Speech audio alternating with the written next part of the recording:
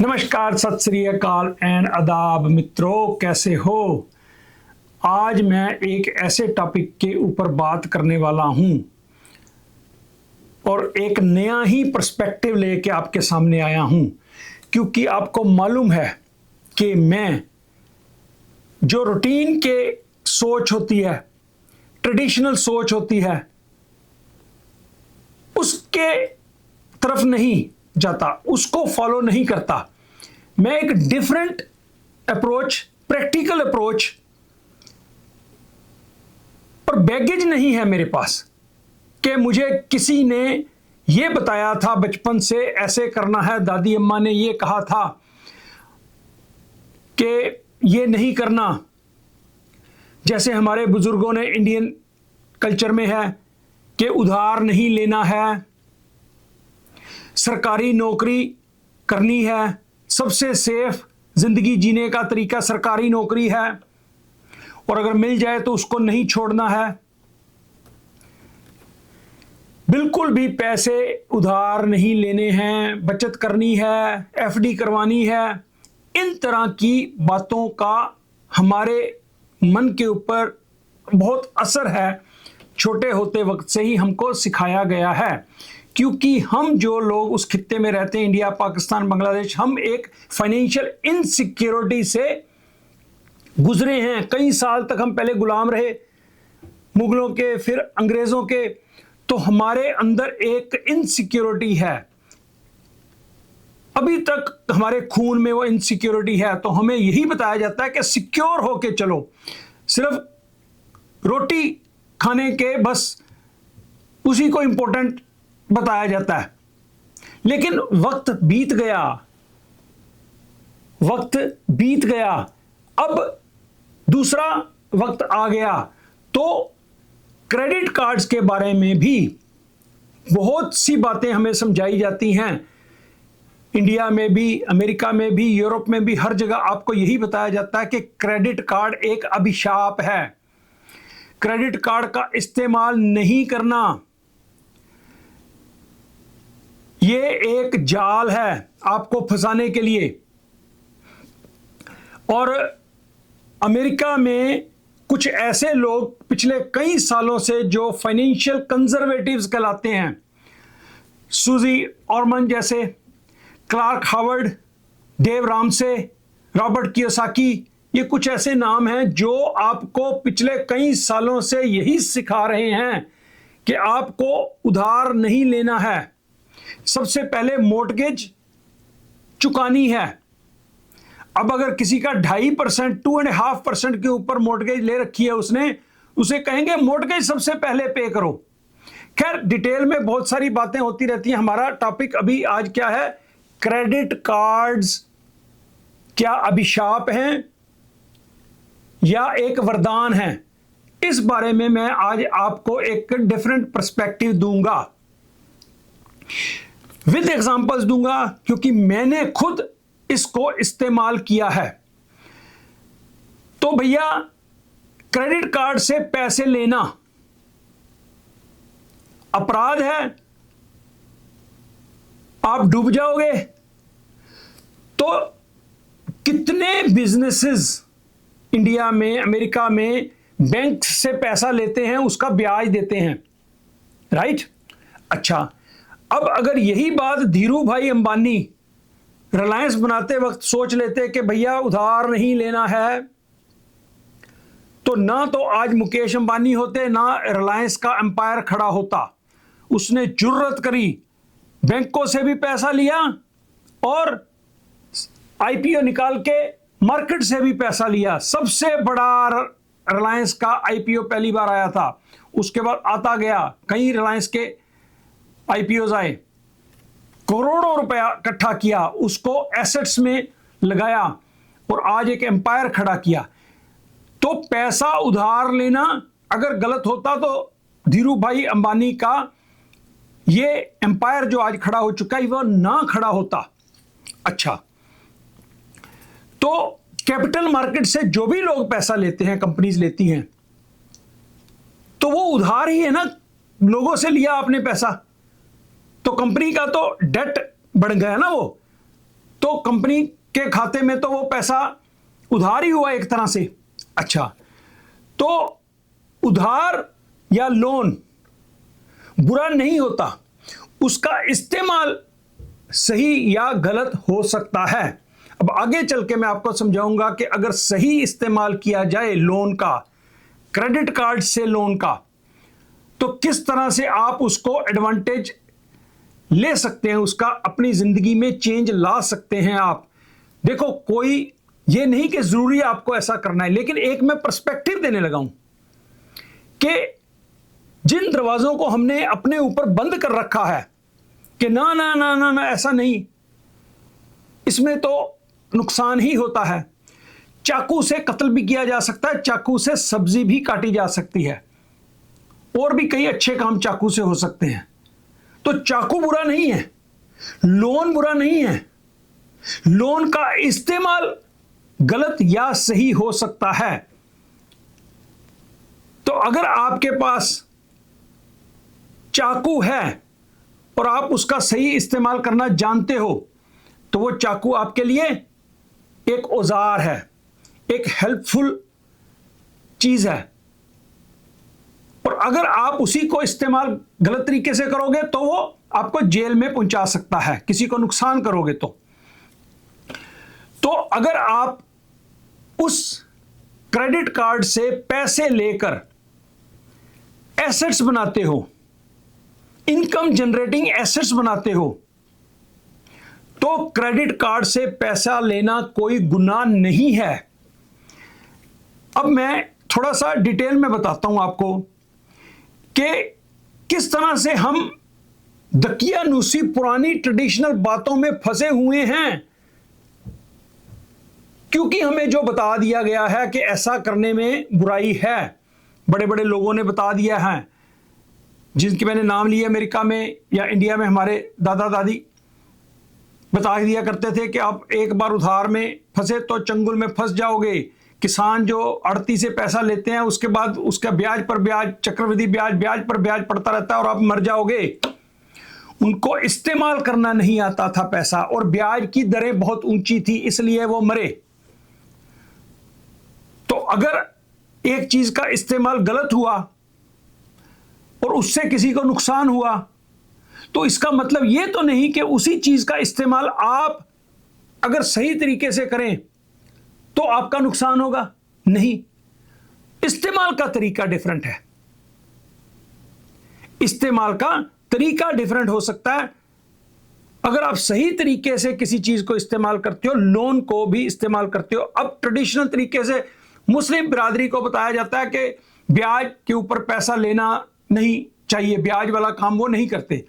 तो अगर वो बात को मानी होती तो वेस्टर्न कंट्रीज में कितने लाखों मुस्लिम लोग हैं, क्या वो मॉर्टगेज नहीं लेते? ब्याज पे करते हैं ना, ब्याज का इस्तेमाल करते हैं। और अगर वो ये बातें मान के ट्रेडिशनल पुरानी तो ना ये कर रहे होते, तो फिर वो किराए पे होते, अपना मकान नहीं खरीद पाते, क्योंकि मकान तो भैया मॉर्टगेज से ही खरीदा जाता है। अब इंडिया में भी पहले 40, 50, 60 साल पहले कोई मकान के लिए लोन नहीं लेता था, जो पैसे हैं उतने में ही मकान लो। अब क्या हुआ? अब वो जो गलत था अब सही हो गया। अब जितने भी लोग इंडिया में मकान लेते हैं किराए के ऊपर, छोटे घर में सूख सूख के मर जाना वो बेहतर है, या कि आप मॉर्टगेज लो और अच्छा घर लो, अपनी जिंदगी सुधारो। ठीक है, अगर तरीके से आप मॉर्टगेज का, पैसे का बैंक से लेके, क्रेडिट कार्ड से लेके इस्तेमाल सही करते हैं तो कहीं भी बुराई नहीं है। अब मैं आपको बताता हूं, अमेरिका में, शायद कनाडा में भी कुछ हद तक ऐसा ही है कि आपको क्रेडिट कार्ड जब मिलते हैं तो पहले तो मैं ये बताता हूं कि क्रेडिट कार्ड का इस्तेमाल, फिर ये बताऊंगा कि क्रेडिट कार्ड्स की लिमिट आपको ज्यादा से ज्यादा बनानी है, और वो किस तरीके से बनानी है उसके बारे में भी थोड़ा हिंट दूंगा मैं। तो पहले हम ये बात लेते हैं कि अगर मेरे पास एक क्रेडिट कार्ड कि $10,000 मैं लेता हूं 0% APR के ऊपर हमें ऑफर अक्सर आती है। आप जो मेरे देख रहे हैं अमेरिका में बैठे लोग, हो सकता है यूरोप में भी ऐसा होता हो, कनाडा में भी ऐसा होता है कि आपको एक ऑफर आती है कि आप 1.5 साल के लिए, 2 साल के लिए आप इंट्रोडक्टरी ऑफर होती है। कई बार एग्जिस्टिंग क्रेडिट कार्ड्स को भी ऑफर आती है, मुझे तो बहुत आती रहती है। 0% इंटरेस्ट के ऊपर आप पैसे ले लीजिए 1.5 साल के लिए। उसके लिए 3% ट्रांजैक्शन फीस होती है, कई दफा 4% भी होती है, कई दफा मेजॉरिटी ऑफ द टाइम 3% होती है।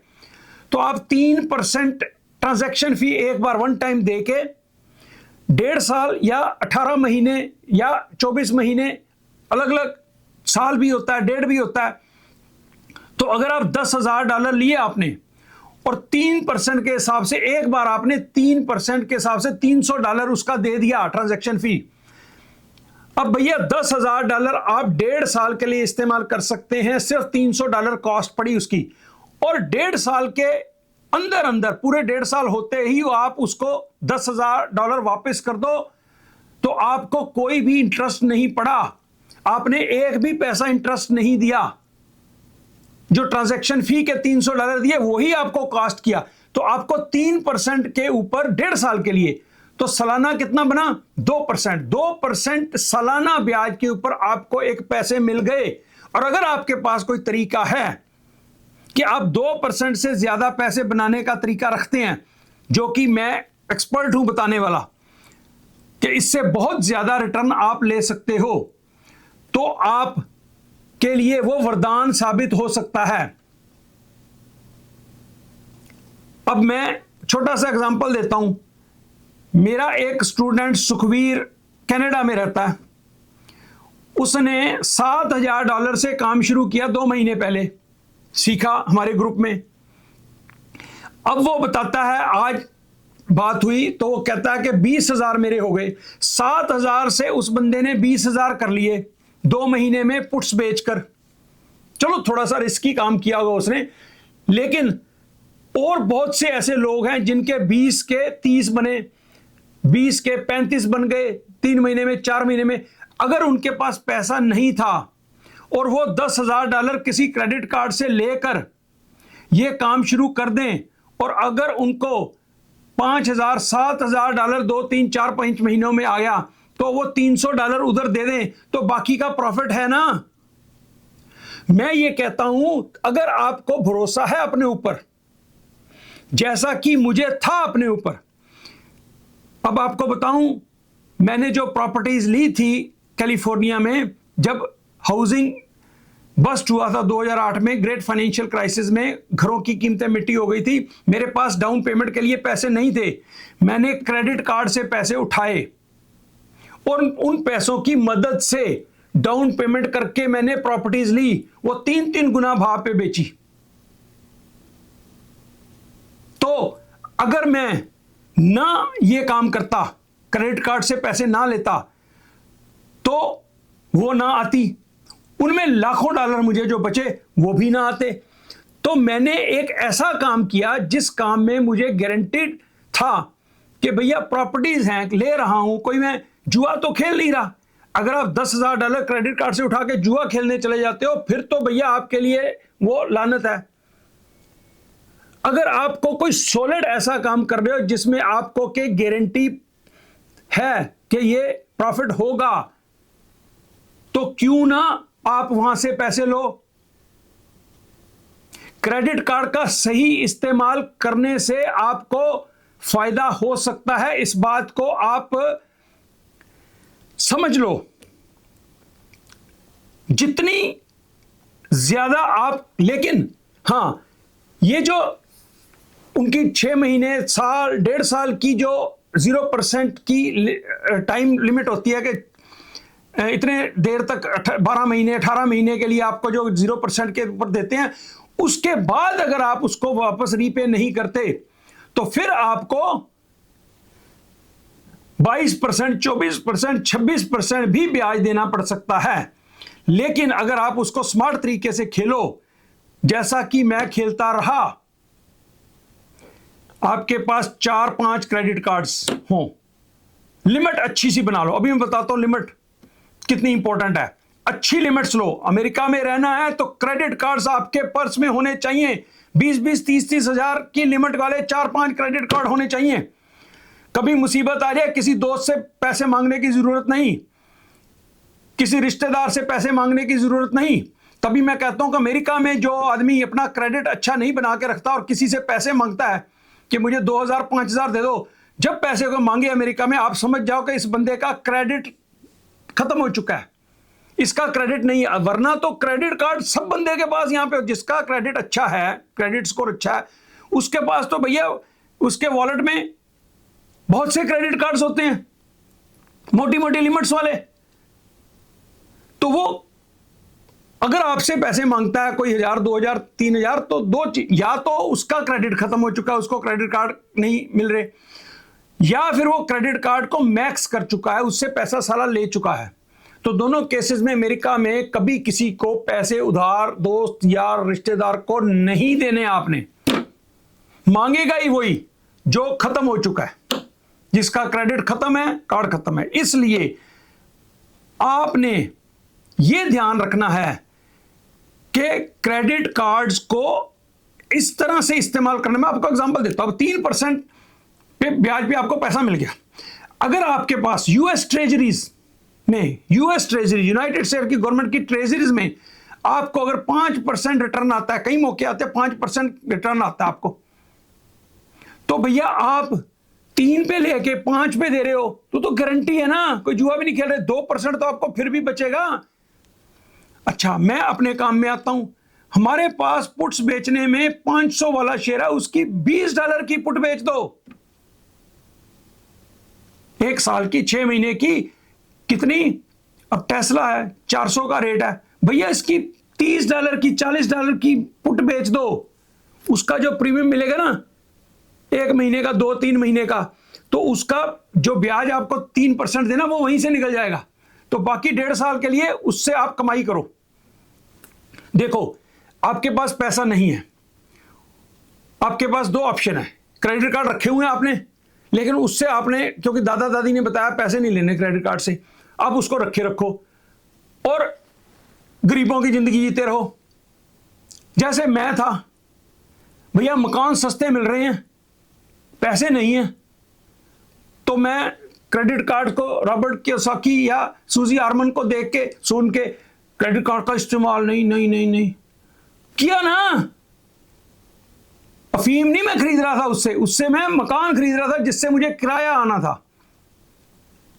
और तीसरा चौथा हिस्सा प्राइस हो चुके थे घरों के। जो 5 लाख वाला घर, मैं कितनी बार बता चुका हूं, 1.35 1.40 का घर हो चुका था और $1300-1400 किराया आता था। मेरी किस्त उसकी डाउन पेमेंट करने के बाद $600, $550, $600 मेरी किस्त बनती थी। 1300 1350 किराया था उस मकान का। मैं कहां से मरूंगा?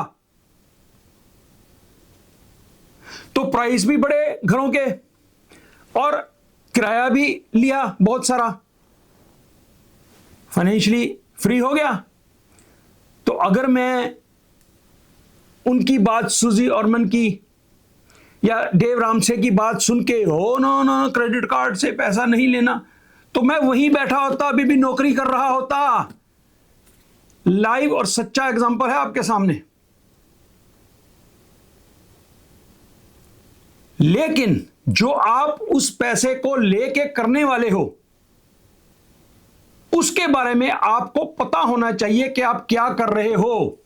जो कमजोर लोग हैं, जिनको पता नहीं, जिनको फाइनेंशियल मैटर्स का नहीं पता और जुआ खेल गए या रिस्क में पैसा लगा देंगे, उनके लिए यह सही है कि क्रेडिट कार्ड का इस्तेमाल मत करो। लेकिन जिनके पास दम है, फाइनेंशियल नॉलेज है, ये स्टॉक मार्केट है, तो भैया कैश सिक्योर्ड पुट बेच के ही आप 20-20, 25% रिटर्न इजीली बना सकते हो।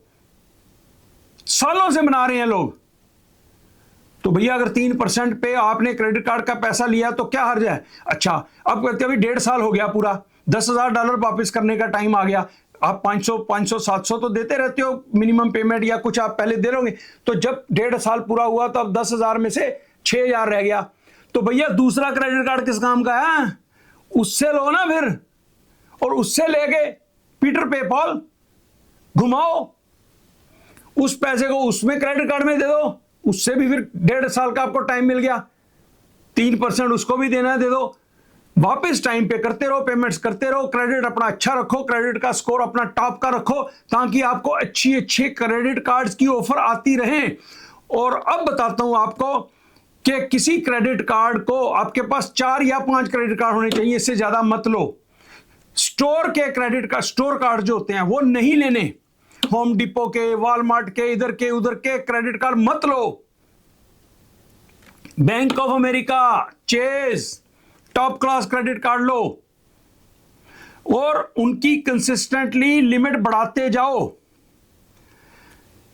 आपके पास क्रेडिट कार्ड पड़ा, 10,000 का क्रेडिट कार्ड है, लिमिट है उसकी, तो साल 1.5 बीत गया, आपको पता है वहां पे जाके आप लॉग इन करो bank of America credit card में, तो वहां होती है इंक्रीज माई क्रेडिट लिमिट, वो बिना आपकी क्रेडिट इंक्वायरी के एक वक्फे के बाद वो ऑटोमेटिक इंक्रीज कर देंगे। सिटी बैंक भी करता है, बैंक ऑफ अमेरिका भी करता है, चेज भी करता है।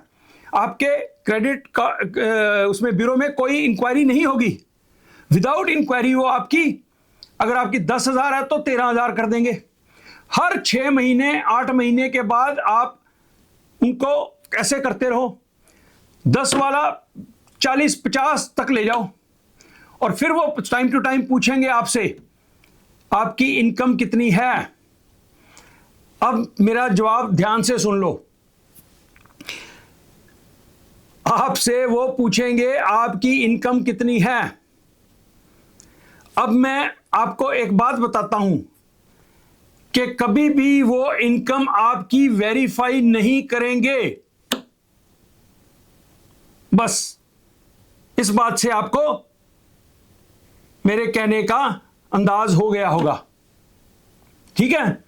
तो जितनी आपकी इनकम ज्यादा बढ़ती जाएगी उस हिसाब से वो आपकी क्रेडिट की लिमिट बढ़ाते जाएंगे, प्लस आपका क्रेडिट स्कोर अच्छा है, प्लस आपकी हिस्ट्री उसको पेमेंट करने की अच्छी है। एक भी पैसा क्रेडिट कार्ड का ब्याज मैंने नहीं दिया, सिर्फ ट्रांजैक्शन फीस जो 3% या कई दफा 4% भी होती है, तो वो क्रेडिट कार्ड की ट्रांजैक्शन फीस मैंने दी। लेकिन वो अगर 1.5 साल के लिए पैसे लिए तो 1 महीने में ही वो ट्रांजैक्शन फी पूरी कर ली। कोई एक पुट बेच दी, वहां से $10,000 अगर लिया तो भैया एक पुट बेची $3 की, वो पूरी होगी 1 महीने में, वो इंटरेस्ट तो पूरा हो गया जो उनको दिया मैंने ट्रांजैक्शन फी। अब बाकी के जो 15 महीने हैं उसमें मैं वो 10,000 से 5 कमाता हूं, 4 कमाता हूं, 8 कमाता हूं, 10 कमाता हूं, 2 कमाता हूं, जो भी कमाता हूं मेरी कमाई है। तो जिनके पास दोस्तों पैसे की फ्रीडम नहीं है, कम है पैसे, तो वो क्रेडिट कार्ड्स का सही इस्तेमाल करके अपनी इनकम जनरेट कर सकते हैं। ये एक बून है कि वरदान है आपको। क्रेडिट अपना हमेशा अच्छा रखो।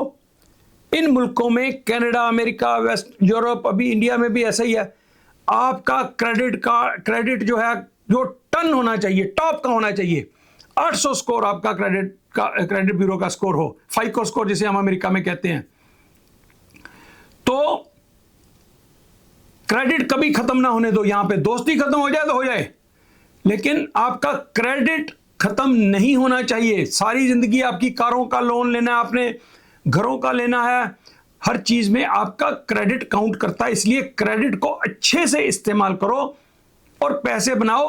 अब बात आती है कि कई लोग कहेंगे कि यार सियाने जो कहते हैं वो सही कहते हैं।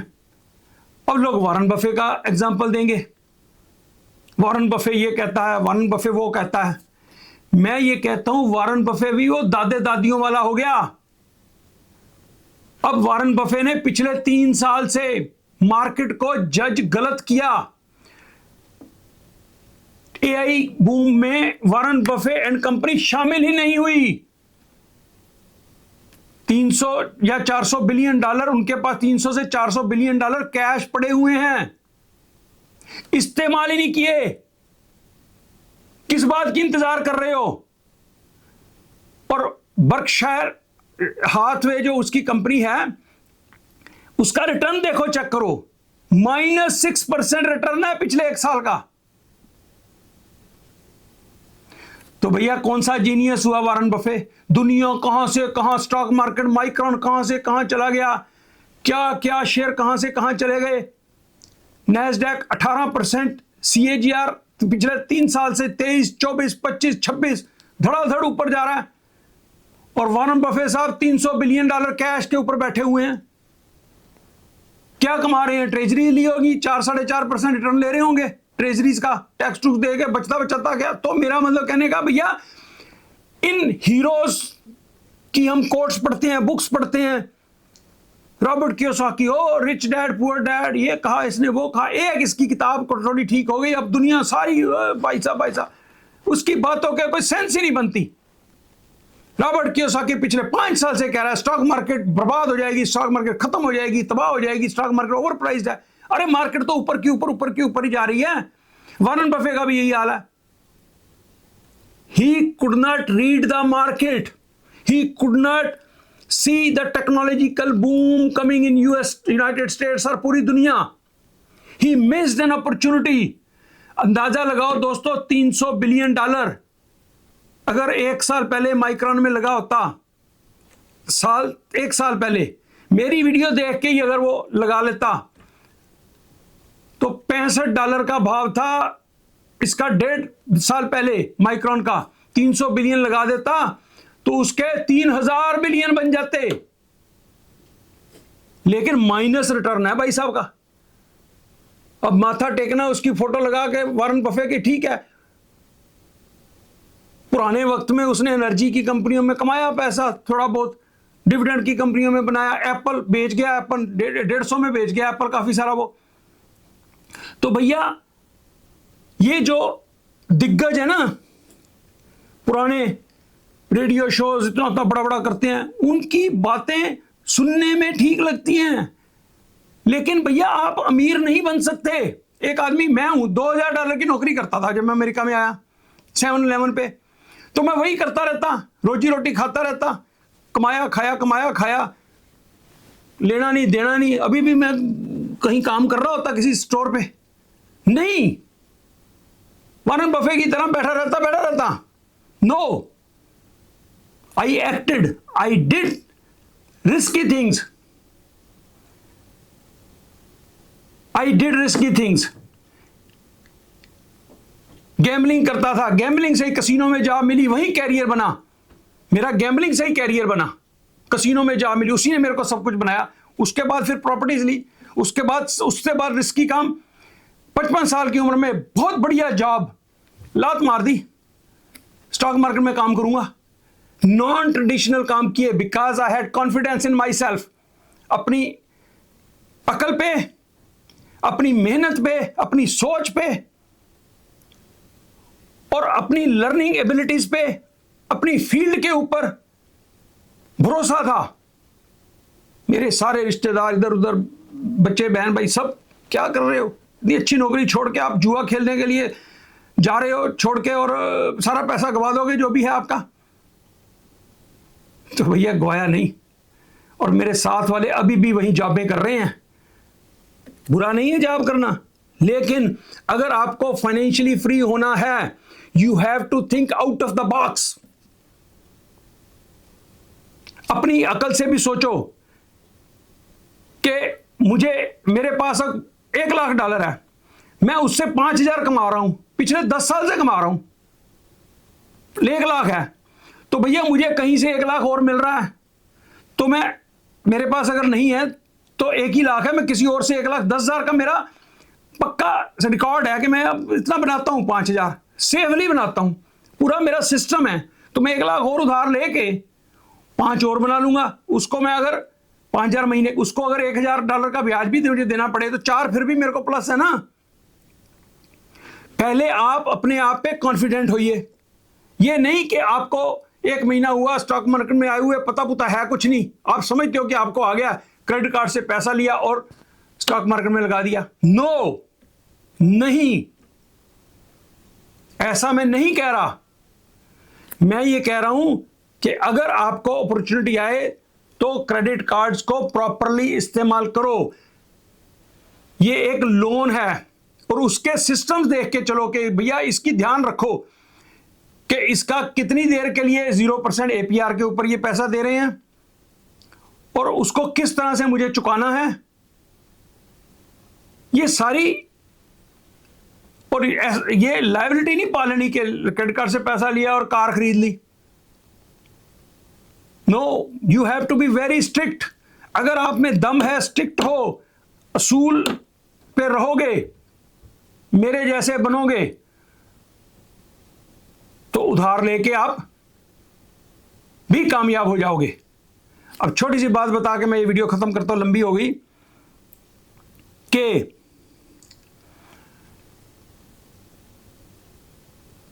1998 में भाई साहब मेरे पास कुछ पैसा नहीं था। एक कमेटी उठाई थी मैंने कहीं से, और लाख रुपया कमेटी से उठा के मैंने, मेरी उस टाइम 4-5 हज़ार रुपया महीने की सैलरी होगी, तो कमेटी उठा के मैंने यूरोप का टूर लगा लिया। इंग्लैंड और यूरोप का टूर लगाया कमेटी उठा के, क्योंकि वो एक इन्वेस्टमेंट थी फ्यूचर में, प्लान की, फ्यूचर का जो प्लान था उसके लिए एक इन्वेस्टमेंट थी। तो मैंने तब, देखो कितना कॉन्फिडेंस था अपने ऊपर के 1 लाख रुपया कमेटी उठा के, जो मेरे लिए बहुत बड़ा अमाउंट था, उसके साथ मैंने पैकेज लिया था यूरोप का और इंग्लैंड का, क्योंकि आगे की प्लानिंग थी। तो अगर आप के सपने बड़े हैं और पूरे करने हैं तो आपको आउट ऑफ द बॉक्स सोचना होगा। आप सोचो वक्त कैसे बदला है कि 2007 तक एक भी कंपनी दुनिया में $1 ट्रिलियन की मार्केट कैप की नहीं थी। 2007 में पहली कंपनी पेट्रो चाइना, पहली कंपनी दुनिया में आई थी जिसकी मार्केट कैप $1 ट्रिलियन थी। अब वो 1 ट्रिलियन की भी नहीं है, ठीक है। उसके बाद अमेरिका में 2008 में पहली कंपनी एप्पल जो बनी, वो $1 ट्रिलियन की मार्केट कैप की बनी। आज 14 कंपनियां, 2018 में पहली कंपनी अमेरिका की $1 ट्रिलियन की मार्केट कैप की बनी। आज 14 कंपनियां दुनिया में हैं जो $1 ट्रिलियन से ऊपर हैं, और एक कंपनी एनवीडिया अमेरिका की $5 ट्रिलियन से भी ऊपर है उसकी मार्केट कैप।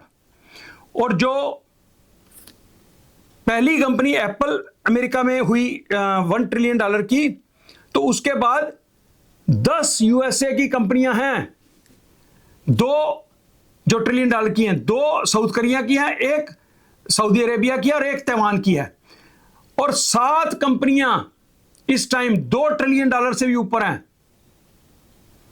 2018 से 26 कैसा वक्त बदला, कितनी ग्रोथ हुई। पहले अगर पिछले 20 साल में देखो ग्रोथ, और पिछले 10 साल में देखो growth. And Warren Buffett could not see this.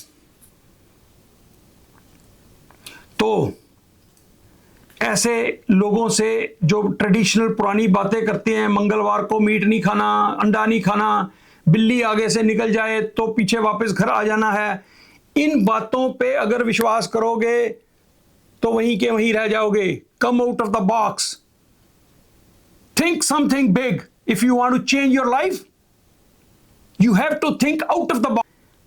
सोच, आउट ऑफ द बॉक्स सोचो, और अपने में ऐसी कामयाबी, ऐसी गुण लेके आओ।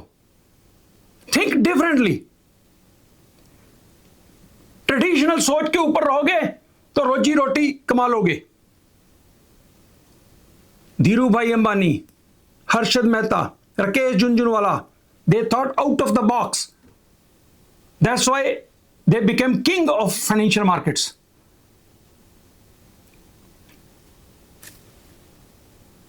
All the best.